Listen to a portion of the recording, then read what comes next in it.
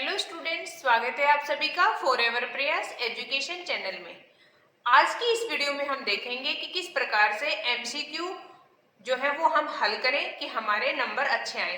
कोई भी competition exam हो, किसी भी परीक्षा में एमसीक्यू अगर आए हैं तो उनको हम कैसे अटेंड करें कि हमारे वो प्रश्न सही हो जाए और हमें अच्छे मार्क्स मिले।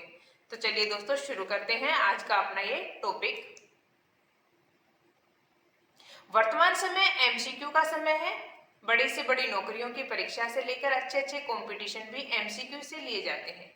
चाहे आपको आईएएस, आईपीएस, आईएफएस अधिकारी की परीक्षा पास करनी हो या फिर डॉक्टर इंजीनियर के लिए परीक्षा पास करनी हो, आपको एमसीक्यू से गुजरना जरूर पड़ेगा।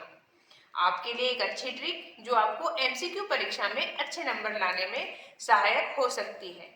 जैसा कि आप जानते हैं कि कुछ परीक्षा में नेगेटिव मार्किंग होती है, यानी गलत प्रश्न करने पर हमारे सही में से नंबर काट लिए जाते हैं। इसलिए इस ट्रिक को नेगेटिव मार्किंग परीक्षा में नहीं करने की सलाह दी जाती है। वर्तमान में नेगेटिव मार्किंग को देखते हुए मैं आपसे अनुरोध करूंगी कि आप कभी भी उस परीक्षा में तुक्का ना लगाएं जिसमें नेगेटिव मार्किंग हो। यह ट्रिक उसमें अपनाएं जिस परीक्षा में नेगेटिव मार्किंग ना हो।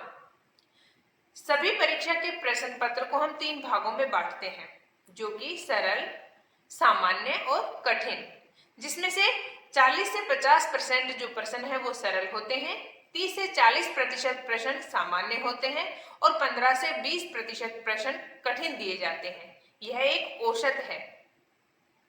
सरल जो कि 40 से 50% के अंतर्गत आने वाले जो प्रश्न है वो आप हल कर लेते हैं। सामान्य में आने वाले 30 से 40% प्रश्नों में से आप 50% जानते हैं। बाकी बचा 50% भाग और कठिन का 20% भाग आप तुक्का लगाते हैं, यानी किसी भी परीक्षा में 60% प्रश्न को आप हल कर देते हैं और 40% तुक्का लगाते हैं। एक औसत विद्यार्थी को 40% तुक्के में से आधा सही हो जाता है, उसका सिलेक्शन पक्का हो जाता है। कुल 100 सवाल में से 60 सवाल आपने सही कर लिए हैं, 40 में से 20 सवाल तुक्के के द्वारा सही हो गए, तो आप 80 नंबर ले आते हैं और 80% पर सिलेक्शन जरूर हो जाता है। 2021-22 से सीबीएसई बोर्ड ने 9वीं कक्षा से 12वीं कक्षा तक एमसीक्यू को शुरू कर दिया है। इसीलिए अब कम उम्र में बच्चों को भी एमसीक्यू का सामना करना पड़ेगा। इसलिए भले आप स्कूल में पढ़ रहे हो या कंपटीशन परीक्षा दे रहे हो, आप इसे जरूर ध्यान से पढ़ें। यह आपके बहुत काम आएगा। अब देखते हैं एमसीक्यू करने का सही तरीका। आपको इस प्रकार की परीक्षा देते वक्त क्या करना चाहिए और क्या नहीं करना चाहिए, यह बात बहुत ही महत्वपूर्ण है। कई बार हम सब कुछ जानते हुए भी परीक्षा में अपना प्रदर्शन ठीक नहीं कर पाते हैं। कोई कम और कोई ज्यादा तुक्का जरूर लगाता है। एमसीक्यू में हम नहीं चाहते हुए भी तुक्का लगा देते हैं। तो आइए जानते हैं परीक्षा में तुक्का लगाते वक्त किन किन बातों का पर ध्यान देना चाहिए। सबसे पहले जो 40 से 50% इजी प्रश्न है उसको कर ले एवं आप उसको आंसर शीट में गोला भी भर दें। इससे आप पर गोला भरने का प्रेशर कम हो जाएगा। अब दूसरा पॉइंट आता है कि सरल प्रश्न करने के बाद सामान्य प्रश्न को करें। जो आता है उसे कर लें, जो नहीं आ रहा है उसे फिलहाल के लिए छोड़ दें। आपके पास 2 प्रकार के प्रश्न बच गए हैं, सामान्य और कठिन। सामान्य में से वह प्रश्न जो आपको दुविधा में डाल रहे हैं और कठिन वह प्रश्न जिसे आप जानते ही नहीं हैं। कठिन प्रश्नों में से भी कुछ ऐसे होंगे जिसमें आप 4 ऑप्शन में से 1 या 2 विकल्प के बारे में जानते होंगे। इसमें मैं आपको सुझाव देना चाहूंगी कि आप केवल उन्हीं को तुक्का लगाएं जिनके बारे में आप जानते हैं। जो प्रश्न आप बिल्कुल नहीं जानते उसे तुक्का न लगाएं। अब हम 4 ऑप्शन में से 2 पर आते हैं। अगर आप जानते हैं कि इस प्रश्न का उत्तर दोनों में से एक होगा, तब उसे आप जरूर तुक्का लगा दें। एमसीक्यू परीक्षा में प्रश्न को अच्छी तरह पढ़ें। कई बार प्रश्न को अच्छी तरह ना पढ़ने के कारण हम गलती कर बैठते हैं।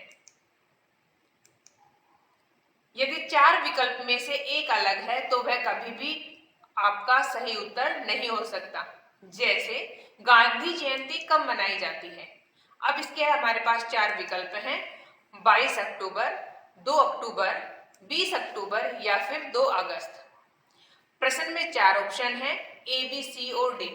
इसमें डी उत्तर बिल्कुल नहीं होगा, क्योंकि अब में सभी विकल्प जो अक्टूबर की दिनांक के हैं और गांधी जी का जन्म भी अक्टूबर में हुआ था, इसको इसलिए आपको ए, बी या सी में से एक को तुक्का लगाना चाहिए।